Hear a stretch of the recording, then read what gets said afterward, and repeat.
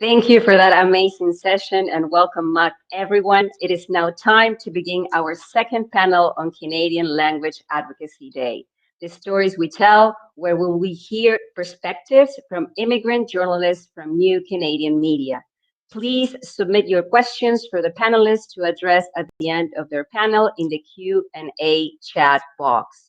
The goal of this panel is to explore how surviving colonization impacts the stories they write, the places they are published, and their recognition within the journalism industry. Please help me in welcoming our moderator, Caitlin Smith, who is an editorial assistant at the New Canadian Media, and their panelists, Dominique Genet, Aaron Hemmens, and Susan Jose. You can access all panelists' bios in the session details, and don't forget to click the agenda.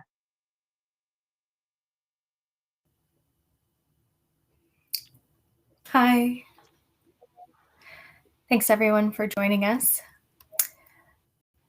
We're informing our journalism practice with the personal accounts of history we witness at the intersections we witness them from, always keeping in mind the strange privileges or prejudices our bodies experience in the arenas that we attend. Being trauma-informed is being self-informed, taking the time to reflect on the kind of legacy that we want to leave for the next generation of BIPOC storytellers. Being trauma-informed is being vocal about fighting against anti-Black racism while returning stolen land. Being trauma-informed means believing survivors and supporting sex workers. Being trauma-informed imagines rebuilding this world without the limits of white supremacy, police, or prisons. By us, for us. Today we're joined by Aaron Hemmens, a journalist, photographer, and storyteller. Aaron is a settler on still unceded territory and reports with Indigenews. Working closely with the Indigenous women there in leadership to decolonize journalism practices in pen and picture. Dominique Genet is a reporter, editor, and bilingual writer, finishing their degree in journalism at Carleton University. Dominique is taking time from editing to focus on the process of reporting. She has written about Black student communities in Ottawa and their reactions to processes of decolonization in history. She is looking forward to publishing more with New Canadian Media. Her articles appear in our Francophone section and The Charlatan. And Susan Josh, a broadcast journalist with almost a decade of experience working in the industry in India. Susan writes on mental health and wellness, and during their 4.5 years at India Today, Susan struggled with the aesthetics and ethical decisions being made about pieces on domestic and sexual abuse. Susan brought these lessons with her to YouTube, where she worked as a consultant to translate and promote the work of South Asian content creators. She is also our newest collective member at NCM. And my name is Caitlin Smith, a data journalist and general reporter from Toronto. I work as an editorial assistant at New Canadian Media, and I'm drawn to curating new templates to storytelling on social media. In my career, trauma-informed journalism means more than just believing in survivors. We're also protecting our sources, questioning the methods of traditional journalism in Canada that may victimize or play a white savior role with the stories people share with us. Our practice is informed by the motto, silence is violence, and to redefining what objectivity means in the industry, being aware of our narrative voices and not just denying them. So Aaron, I'd like to start with you. What does trauma-informed reporting mean to you? And how do your methods challenge the traditional practices of journalism in this country? Yes, thank you, Caitlin, and thank you everyone for having me. It's nice to be here. I'm happy to be here to talk about my practices and my work. For me, trauma-informed reporting, I've been with Indigenews for almost a year now. I'm non-Indigenous. I'm a Filipino, French and English mixed ancestry. But so I have this. I'm in a unique position to be at Indigenous, to be able to tell these stories about Indigenous people that honor their voices and their truth and their history. So for what I've learned from the Indigenous women I work with, trauma-informed reporting is it's more than just believing survivors and respecting their history. It's about building relationships with your sources. Trust is really important. You can't really tell someone's story without really having that connection and trust there. So yeah, trauma-informed reporting to me is taking the time to be in community, sharing your intentions, who you are, what kind of stories you want to tell, and yeah, trust is really important because since forever, since journalism has been in Canada, like there's been a distrust for Indigenous people with traditional media in Canada, and that's because they're often not portrayed accurately and respectfully. So yeah, so from what I've been taught, it's all about taking the time to be in community and to create relationships, and that obviously leads to better stories that tell the truth and they honor the truth. And so I'm really grateful for that knowledge there. And trauma-informed reporting in motion and in my practices is when because I do work with Indigenous communities throughout so-called BC, and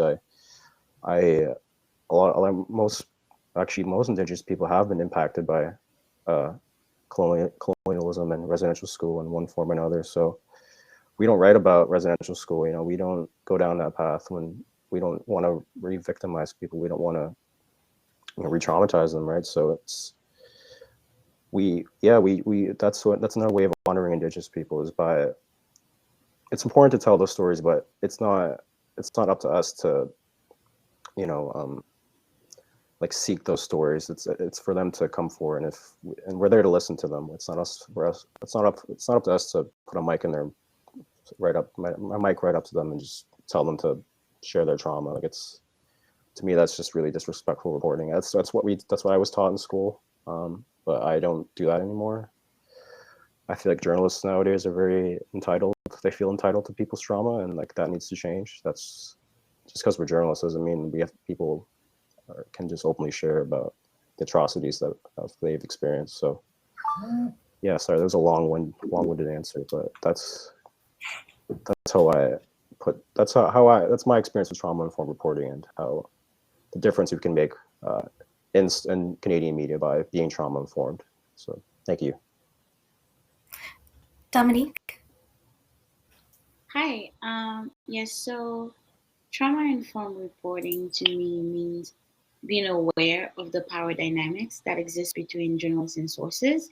Because in G school, we learn that as journalists, our job is to get information from sources and then write the story. We don't we don't share our draft with sources. We just get that information and then publish the article. But I find that with trauma informed reporting, we need to involve people in the story as much as possible. And that also includes sharing our drafts with them if necessary, like making sure that we are telling their stories in a sensitive and human way. And I always think who's the best person to tell the story than the person who's affected by it. So essentially, even as the journalist, all I'm doing is writing the story. So I see myself as some sort of bridge between the source and the community and the audience. But essentially, I want to give the person as much agency and as much space in telling their own stories. And that's why the saying, giving voice to the voiceless in journalism is problematic because no one is really voiceless because everyone has a voice. Like we just need to make sure that we are amplifying those voices. And so there can be this sort of hero complex when it comes to journalism, where you feel as though telling someone's story will either change or heal them, when the truth is that's not what happens. So sometimes you can find that you do a story, and even though the source was willing to share, then later on they don't feel what they expected to feel after the story has been shared. That's why it's important to have communicate with them that this story won't necessarily bring you closure, it won't necessarily bring you healing. So you prepare them for the aftermath. And that's why I think there should be a lot of emphasis on involving people in telling the stories as much as possible.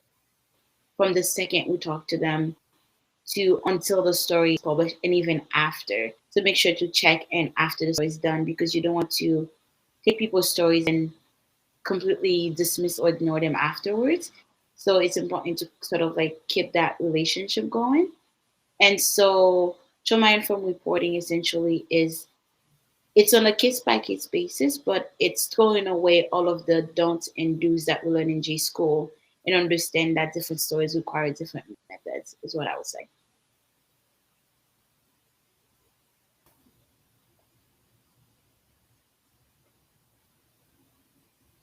Susan? Both what Aaron and Dominic shared resonates with me, and I would just like to add on to it saying that trust is definitely the foundation, and that is why sources open up to us and tell us their stories. What we need is to build on that trust, and while we share those stories through a medium, through a platform, it could be a television news station, it could be a print newspaper. What we should be responsible for is to communicate to our source on how those mediums and the readership or the viewership of the medium would affect their story. So while we sensitize them to understand that, yes, you've spoken to me and it's probably opening up your wounds, just to know that when this story is out there, there would be repercussions and there could be backlash, because while they may have seen other survivors speak up and the backlash that the other survivors have gone through, when the source is telling the story for the first time and opening the floodgates, they are almost never prepared to handle what comes next, the feedback. Sometimes it's a lot of support. In that case, it's good. They feel supported, heard, and they feel that speaking up has been of justice, brought them justice, or has been beneficial to the community. But at the same time, when there is criticism, most of the time they're not prepared. And as journalists, each time we speak to a survivor of domestic abuse or sexual abuse, it is incumbent on us to get them prepared on what comes next. The other part of it would be that when we write a story or when we film a story, it goes through different layers and filters of editorial review. And it's on us as journalists to keep them informed as to what shape their narrative is taking, because in the end, we are the storytellers of that survivor. So it is really important to keep them updated of the different forms and shapes it's taking, and that to know and to get their consent at every stage, that would you be okay if this was being added.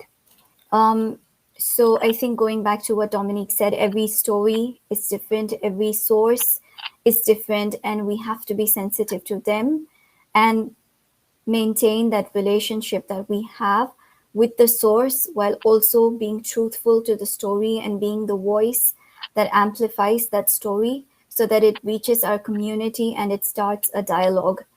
Because without the starting of a dialogue, then the survivor who narrated their story feels a little lost.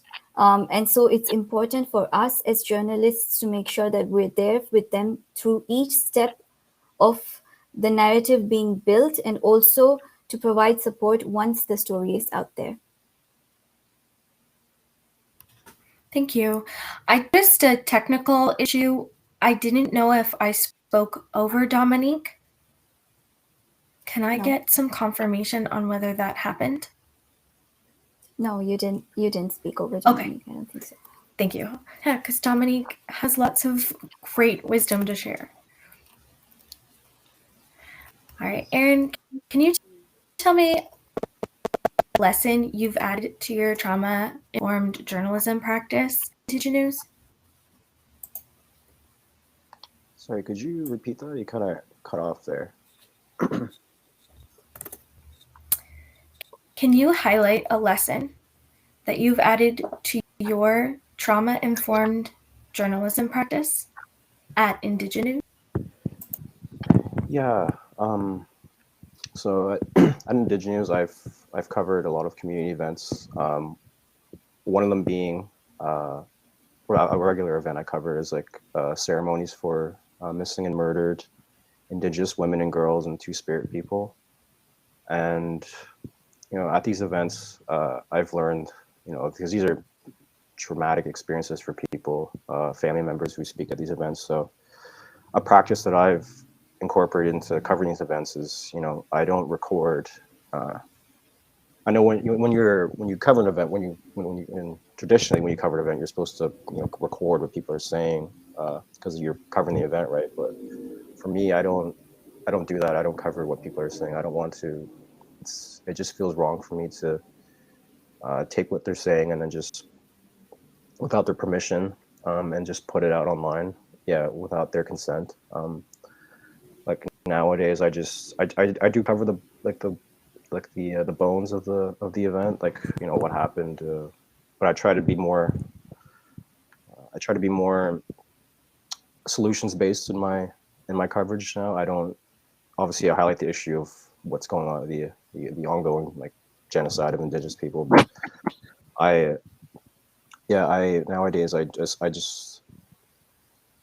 to be more respectful. I try to be a better human. I try to put myself in their shoes and how they would feel if I was, covering like if I was there as a reporter, if I was in their shoes and there was a reporter there just walking in and just, recording everything they're saying and then publishing it without their knowledge and then, getting that out there and just that would just make them feel awful, right? So nowadays I take the time to be more mindful of that, be more mindful of people's trauma and like, obviously the missing and like it's a missing and murder it's a big issue in Canada, but there's a way to cover it without, re-traumatizing people and their families because a lot of Indigenous communities have been impacted by this issue. So there is a way to cover it respectfully and like that honor these voices, but at the same time, like for me, I think I mentioned it before, like journalism loves the notion of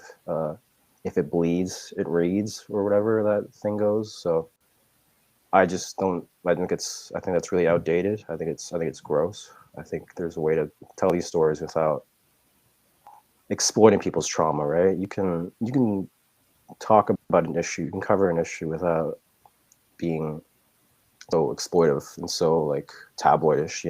And that's a problem a lot of media struggle with today. And I think we need more Indigenous voices in newsrooms. We need more Indigenous editors to oversee these kinds of stories to show how we can properly and respectfully cover these stories. So yeah, that's just an example of like of a trauma-informed practice that I practice today. That's me. Thank you. Yeah, if it bleeds, it leads. There we go. Sorry. If it bleeds. It works too. If it bleeds, it reads. Yeah, I think I've heard both. Dominique?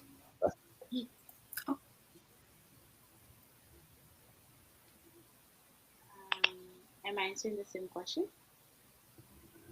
Yes, please. What is a trauma-informed journalism practice that you highlight or learned a lesson about? Sorry, Erin, I didn't mean to cut you off. Dominique, please go ahead. Yes. So I remember I was working on an article that involved the rise of femicide in Haiti, and I was touching on a particularly gruesome case. And because it was a feature style article, and also I like to use colorful and narrative focused lead, so I was I was debating how to start the article and how much details I should include, because essentially I was describing a case where a young woman was murdered in Haiti, and it wasn't a single event. It was part of a trend of femicide happening in the country. And so I guess I didn't realize that how much the story impacted me personally as someone who's from Haiti, as a woman. So when I was writing the story, it really hit because I was really worried about not re-traumatizing people and not being too graphic. So, and the issue for me was because I've been a creative writer before I started doing journalism. So I've been writing fiction and poetry. And when I'm doing creative writing, I focus a lot on details. Like I want to be as descriptive as possible. And I wasn't sure what to do in that situation because my the opening of my article was too descriptive that I was worried that I was focusing too much on the details of a death that I wasn't even going to that wasn't the main point of my article. And I was just wondering, was it necessary for me to describe this in so much details? What purpose does it serve? And I remember speaking to a professor at Carleton University because I wasn't really sure what to do. And they reminded me that trauma informed journalism isn't just about the source, it's about you as a journalist and how the stories that we tell also affect us. And so when we also doing the work of thinking about our sources, protecting the vulnerability, protecting them, we also have to think of ourselves. And it never really clicked for me until that story. And so what I did was that I went back and I removed some of the details after talking to the professor because they really weren't necessary to just describe them in so much graphic details that the way I was doing it. And so what I learned from that, it made me realize that first of all, being exposed to other people's trauma, it impacts my mental health. And I need to be aware of that. I need to listen to my body. I need to listen to my mind and take care of myself. But also the story taught me that when I'm writing in journalism, those are real people. Like I'm writing about people's experiences, people's trauma. And I shouldn't I should be really careful. I should be humane. I should be sensitive because, again, those are real people, those are real stories. And the way I write about them is important because, and it's not even a question of that could have been me because I don't think it's necessary for you to put yourself in someone else's shoe in order for you to have empathy. Empathy is completely possible without having to think of the person as yourself. It's really just making sure that you are being considerate and sensitive to people's stories because once again they are real people, not just made up characters. So this is a specific example I can remember when I started really thinking about trauma informed reporting and how to apply it in my career. Thank you. Thank you. Susan? So for me, one of the layers of trauma-informed reporting has been also through the lens of a lifestyle and paparazzi journalism, because when a famous celebrity goes through a mental health issue or any other difficult aspect as a human being, the humanity gets stripped away and everything becomes fair game. So what I learned is while we are covering stories, I've learned to question, is it really necessary to dehumanize the entire aspect? Because in the end, who are we dealing with, especially when it comes to celebrity deaths and suicides? And these are deeper mental health issues.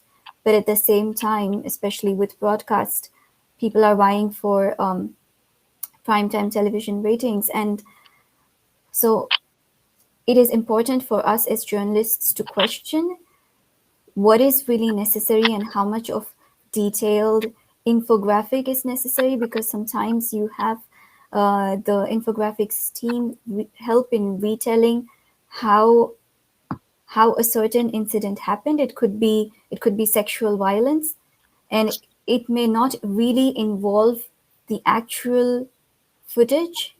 it's a retelling, but even then, the whole narrative, is that really necessary? Or in order to start a dialogue around an important issue, how much is too much and what is the necessary facts? So that is one aspect. The other aspect would be where you're not dehumanizing, but you are trying to humanize it in such an emphatic manner that there are kids involved. And that could be the child of somebody famous, but is that again necessary? Could that be story told by without naming the child or without having the child's picture? So these are some of the really deep ethical questions that we've struggled. And when it came to the Me Too movement, I remember as a collective team of journalists, we all would say that at some point we were affected by it. And so it's important to not let that affect you in a manner that the story is not told in its fullness. In the end, whenever we retell stories of trauma, while the survivors themselves end up feeling or going through difficult moments, but at the same time, as the person who gets to hear it for the first time, most often than not, you are the first person that they open up to. It does tend to affect you. And then, so what do you do? What do you do in your own time to deconstruct that and to be able to tell the story in a way that it really matters to the society, as well as there is a dialogue that's started, and hopefully some sort of a solution that's arrived. And there's also a difference in narrative, because if you see, coming from any country, there would be a certain stereotypical narrative that's being said by so many media houses or agencies. So when you have a new source stepping into the picture and saying that I have new information that may help you look at the entire narrative that's being said so far in a different light. And that's, again, one difficult aspect of how do you change the tide that's been so same so far. And in the end, it all comes to how strong you are within your core. I think I heard this from you, Caitlin, that if you are hungry, how you're going to feed it. I know. So just borrowing that from you, when you deal with difficult stories, how strong could you be? Make your mental health and your physical health priority, and then do justice to the stories that you hear so that it goes in right manner, irrespective of what platform. It could be radio, it could be TV, it could be print, it could be digital, or just social media. Irrespective of platforms, how does the voice reach the community? We have to look at that and make sure we do right by it. Thank you, Susan. I do remember saying that. I think there's a lot of burnout that who are dealing with layers and layers of industry standards that don't serve Indigenous community. They don't serve Black community. They don't serve young people. And that leads us into our last question, where what are some of the limitations of language that you have come up against in your journalism career? So I think that the Canadian press is a little old and a little tired, and it reflects a long-standing history of reporting in Canada with an anti-Black racist lens, or an anti-Indigenous lens, or an anti-disabled lens. Like, I used to have to fight with professors in classrooms and newsrooms to capitalize the B in Black. And that wasn't like that long ago. So maybe, Susan, let's start with you. What's one of the limitations that you've come up against? So I come from a country where every state has a different language, and it was all under the British colonial system. Irrespective of what your native language is, we were all required to learn English so that it could be convenient for the British administration, right? And we've just followed it. Even now, in the post-colonial era, it's still that the English media is the dominant media in India, and the native language publications suffer because of that. The native language stories suffer because they're not able to break the ceiling to reach to the surface of the mainstream media. So it goes like this. It's first English, then Hindi, then all the other regional languages. One of the basic problems that happens when you eventually do try to put light on an ethnic issue or a regional issue through the ecosystem of English news is a lot gets lost in translation. For example, in Hindi, just the word you has 3 different levels of respect: aap, tum, tu, descending order.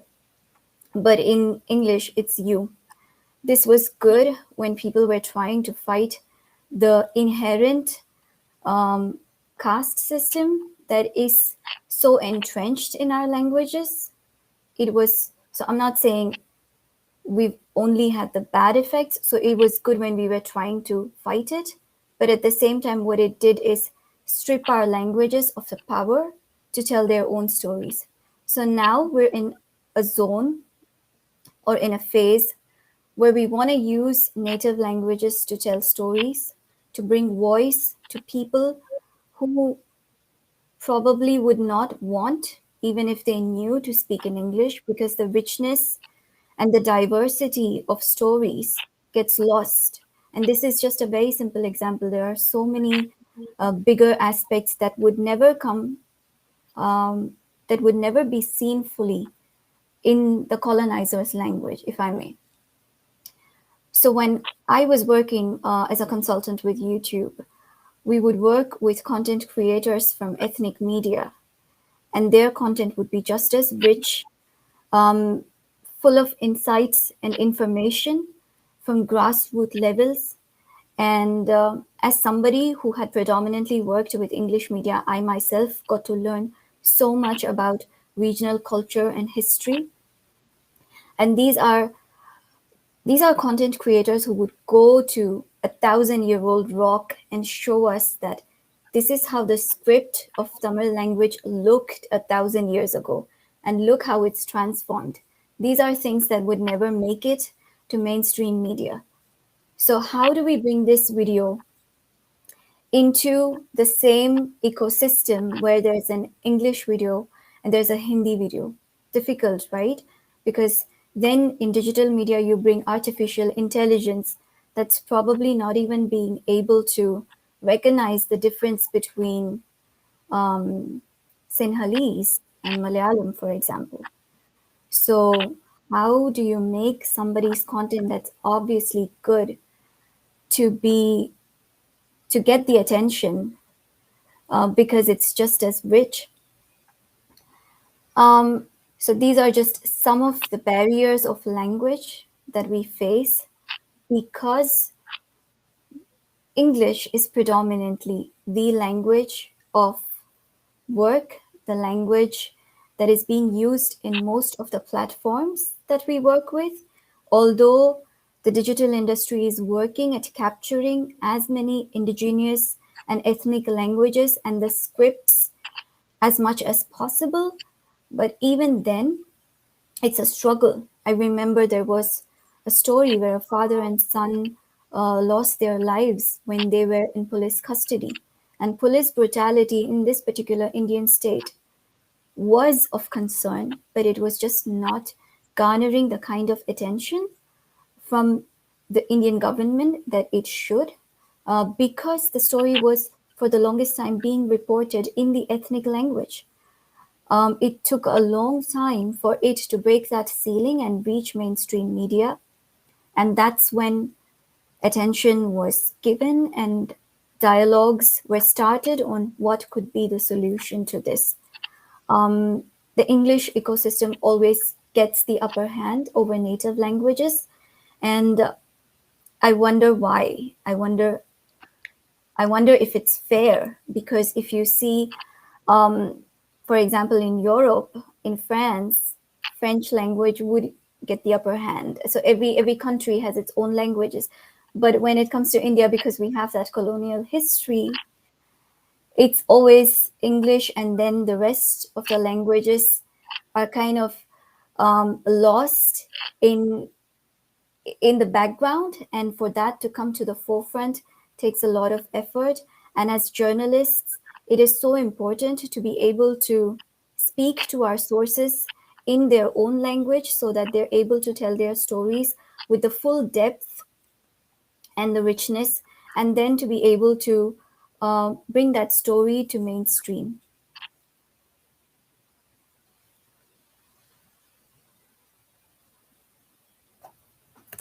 Thank you. Dominique? So I'd say sense of a language that I've seen in journalism is this idea that there is a proper way of using language. What I mean by that, for example, I would be writing article. So I'm not sure there's a name for it here in Canada, but for example, in the States, there's African American English, also known as African American Vernacular English or Black English. It's just the cultural ways that um, Black people from diverse communities speak. And so when we're writing articles, sometimes I'll find editors just flagging things out and saying, well, that's not grammatically correct, or you have to explain that to the audience. And I find it really frustrating because what's been said is clear. It's just been said in a way that is different than how the majority of people speak. And also when an editor flagged that, or when someone complains saying they don't understand what a source says simply because they don't use grammar in the way that a white audience use it it's dehumanizing in a way, because you're telling that person that yes, the way you speak isn't appropriate, and you have to cater to my understanding of language. So when it comes to CP style, when it comes to grammar, when it comes to, because we use cap and spelling a lot, it doesn't reflect the diversity of the community here in Canada. Because the way one person uses English isn't the way another person will use it. And I don't think that there's the idea of this the what is it called again? Code switching that a lot of people is familiar with. Code switching is when you, for example, as a Black person, if you speak a certain way, when you navigating white spaces, you have to speak the way they speak, so they don't see you as quote unquote ghetto, so they don't see you as quote unquote uneducated. So I because of that, so I think there should be less code switching in journalism, because we need to reflect people as they are, and changing the way someone speak to cater to an audience isn't what we should do.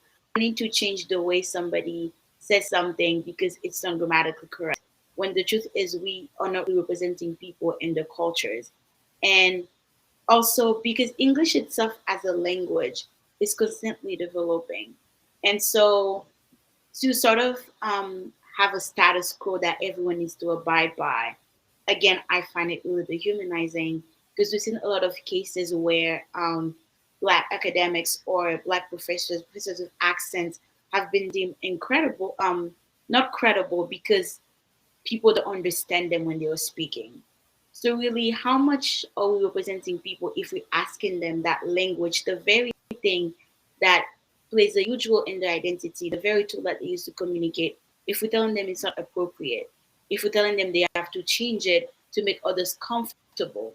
And also what I find frustrating is the fact that the same language, whether it's Black English, whether it's vernacular, whether it's what is now being called internet slang, when the truth is it's not, is that we see those languages used, we see non-Black people use slangs, we see non-Black people use Black English in other contexts when it's on, whether it's on the internet, whether it's to be funny, to be relatable. But as soon as we get into those spaces that where we're supposed to be professional, then suddenly there's a switch where people are telling you, well, you can't use that language here. You have to be professional. You have to cater to the audience. So again, back to my point, those are some limitations I find that we have in journalism when it comes to grammar and style and changing people's speech just because that's not what we're used to. There should be less effort in changing people's languages, people's culture to cater to an audience. Should be asking that audience to open their mind, things that are not familiar to them. It shouldn't be the other way around.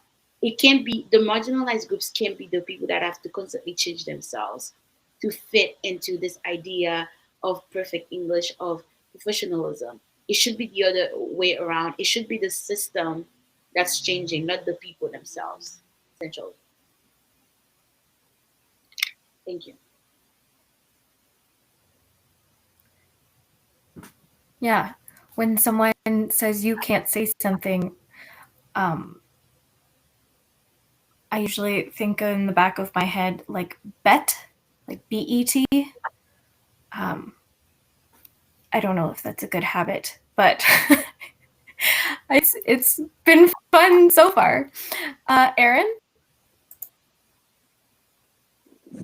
Yeah, sorry. So yeah, my experience, the limitations of language in my reporting. Well, with Indigenous, we do follow like CP style, as I'm pretty sure like most Canadian media outlets use CP style, but we kind of challenge limitations around CP style. Like, so we honor Indigenous place names in our articles. Like, we'll include the nation, the homeland, like where the story is originating from. Like, we'll include that, and then in brackets we'll include the anglicized, like, English name of this Indigenous place. You know, we and Indigenous likes to sometimes put quotation marks around like a province, like BC, like or Canada, just kind of making you think about where we are and whose like land we're on. That's what Indigenous likes to. It's a little,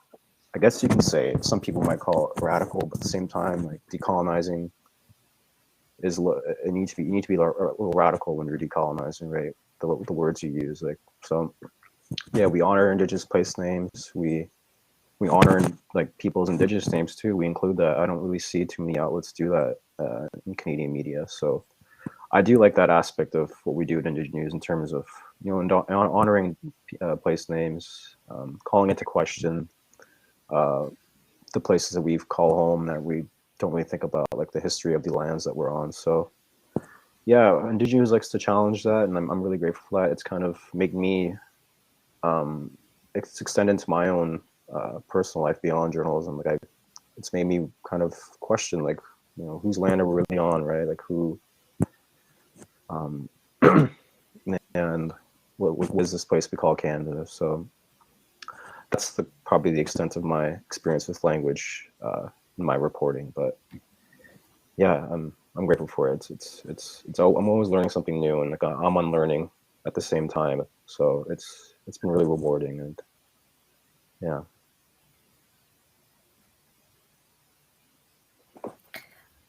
We have a rapid fire section prepared for folks.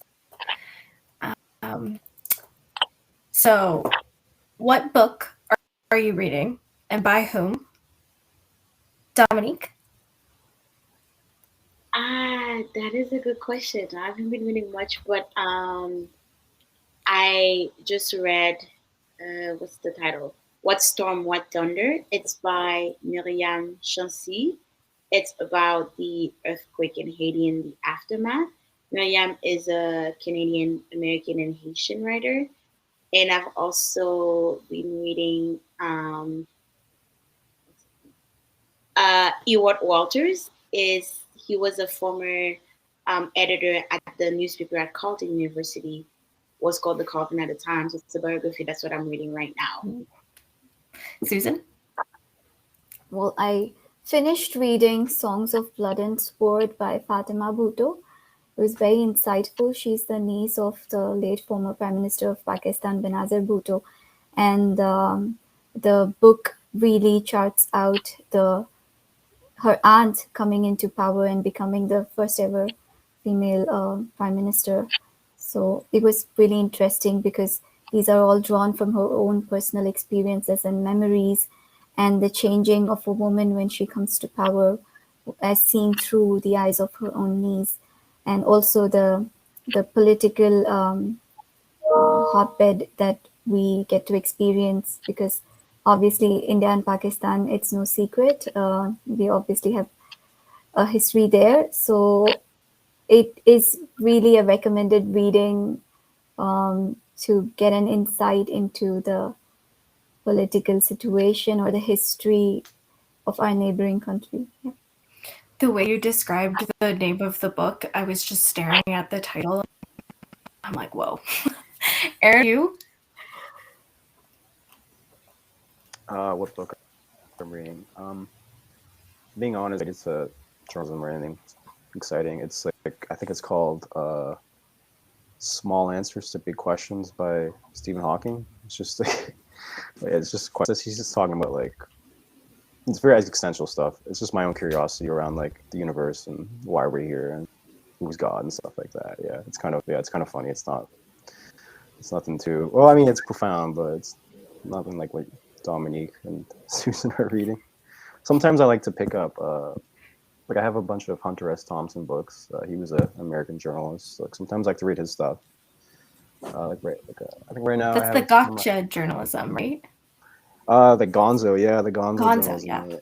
Yeah. So sometimes I'll pick up Fear and Loathing in Las Vegas and read that, but crazy movie. yeah, I don't know. Yeah, the movie's weird. The book is just as weird. But yeah. I can't watch it anymore. But yeah, it's kind of, yeah. We use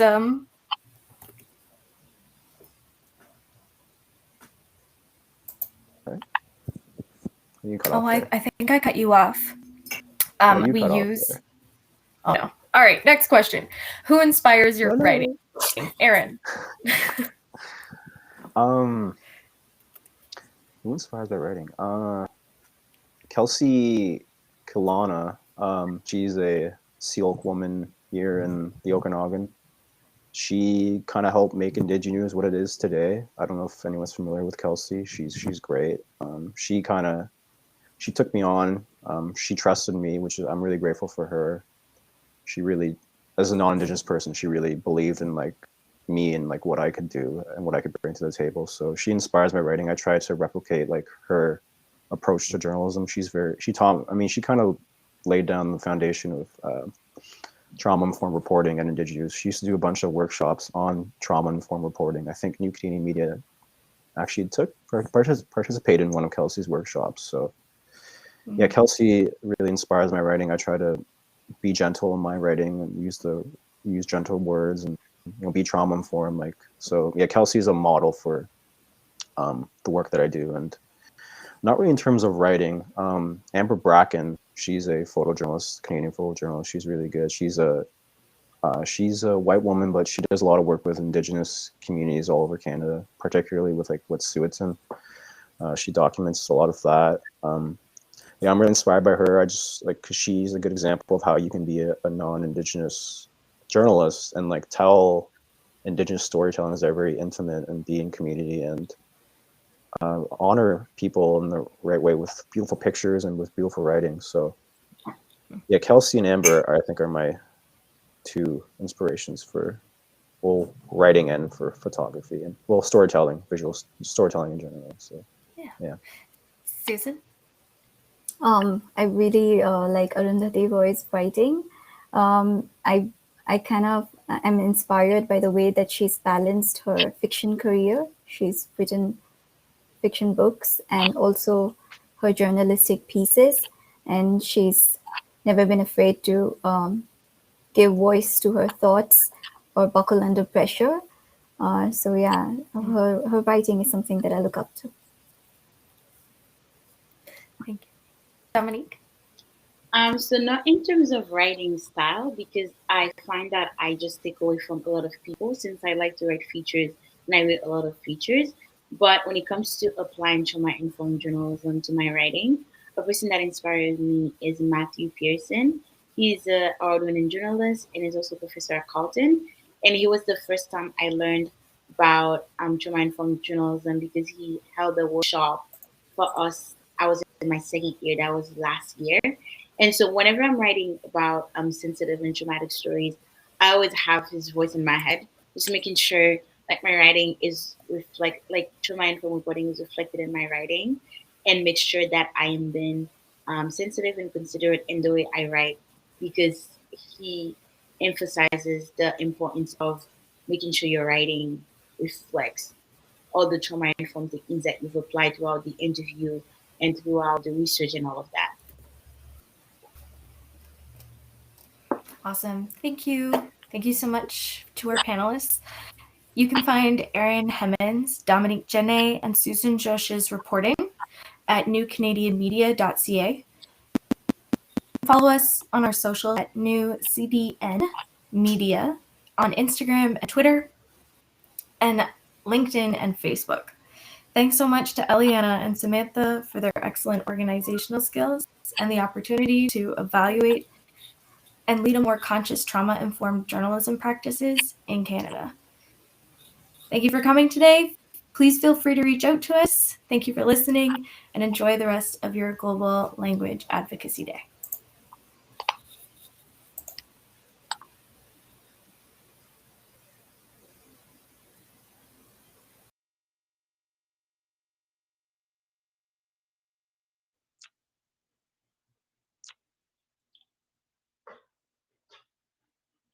Thank you for that great session. And continuing on the topic of storytelling, our next discussion session will feature some amazing individuals who work on supporting connections between Indigenous and newcomer communities through the medium of art.